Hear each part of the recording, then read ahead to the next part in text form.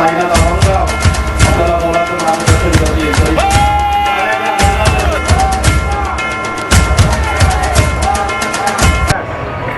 माननीय विरोधी पक्षनेते एकनाथराव खडसे साहेब यांचं विधानसभेच्या सभागृहातलं भाषण आपल्याला या ठिकाणी ऐकायला मिळालं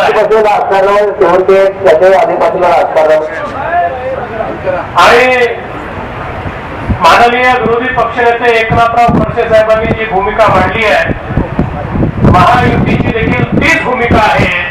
कोळी समाज हा इतके वर्ष डॉक्टर बाबासाहेब आंबेडकरांनी घटनेनं त्याला आरक्षण दिलेलं आहे, एसटी मध्ये दिलेलं आहे आणि डॉक्टर बाबासाहेबांनी दिलेलं आरक्षण काढून घेण्याचं काम हे ज्या नेत्यांनी केलेलं आहे आता त्यांना त्यांची जागा दाखवून या ठिकाणी आपल्या बाजूनी उभं राहणाऱ्या लोकांना सरकारमध्ये आणायची वेळ आलेली आहे।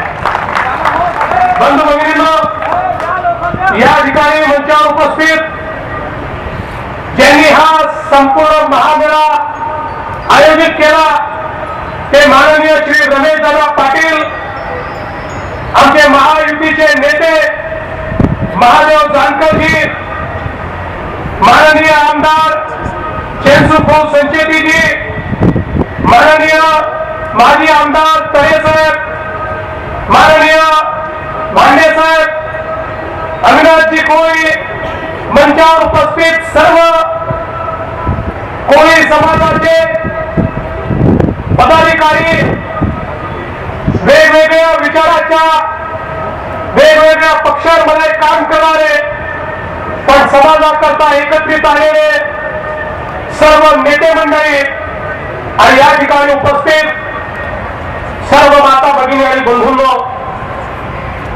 खरं म्हणजे या महाराष्ट्रामध्ये हा जो काही आरक्षणाचा सातत्याने शेड्यूल ट्रॅकचा प्रश्न तयार होतो याच्या पाठीमागचं खरं कारण काय आहे?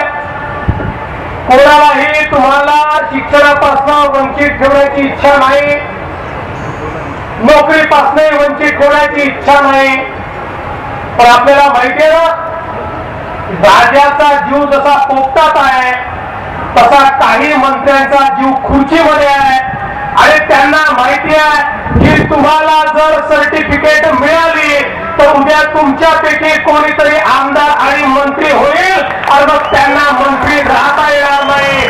खरा हा जीव पोपटामध्ये जो राजाचा जीव आहे हा पोपटच जर एकदा मारला तर आपल्याला आरक्षण या ठिकाणी मिळेल का यांना माहिती नाही?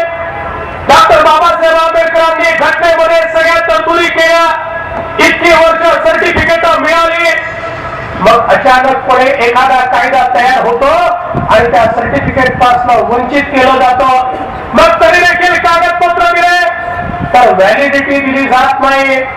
माणूस पाहून व्हॅलिडिटी, चेहरा पाहून व्हॅलिडिटी, पैसा पाहून व्हॅलिडिटी, अशा प्रकारची कारवाई या राज्यामध्ये सातत्याने चालली आहे। श्रीमान योगी छत्रपती शिवाजी महाराज, परमपूज्य डॉक्टर बाबासाहेब आंबेडकर, महात्मा ज्योतिबा फुले, अण्णाभाऊ साठे, आम्ही तुमच्या पाठीशी आहोत आणि कुठल्याही परिस्थितीत तुम्हाला न्याय दिल्याशिवाय राहणार नाही।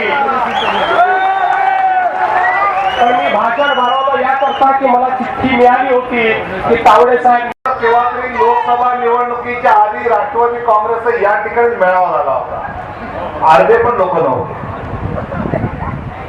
आणि आजची ताकद तुम्ही या मुंबई नगरी दाखवलेली आहे। मासे खाणाऱ्याच्या घशात काटा अडकल्याशिवाय राहणार नाही। आता ना बरं वाटतं, देताना का नाही वाटत? आणि त्यामुळे याआधी देवेंद्र फडणवीस जी असतील, जानकर साहेब असतील, सगळ्या मंडळींनी भूमिका सांगितलेली आहे। आम्ही यात राजकारण आणू इच्छित नाही, पण महायुतीचे सगळ्या पक्षांनी हा निर्णय घेतलाय की कोळी समाजाच्या पाठीशी भक्कमपणे उभं राहायचं। हे देता का जाता नाही, जाता जाता देता का विचार जाणार पक्के आणि जाता जाता जरी दिलं तरी अशी मेक मारतात की कोर्टात अडकलं पाहिजे. पण याने कसंही देऊ दे किंवा नाही देऊ दे, दिलं आणि कोर्टात अडकवलं तर सोडून घ्यायची जबाबदारी विरोधी पक्षनेता विनोद तावडे म्हणून मी या ठिकाणी घेतो. संबोधितलं आहे, मार्गदर्शन केलेलं आहे.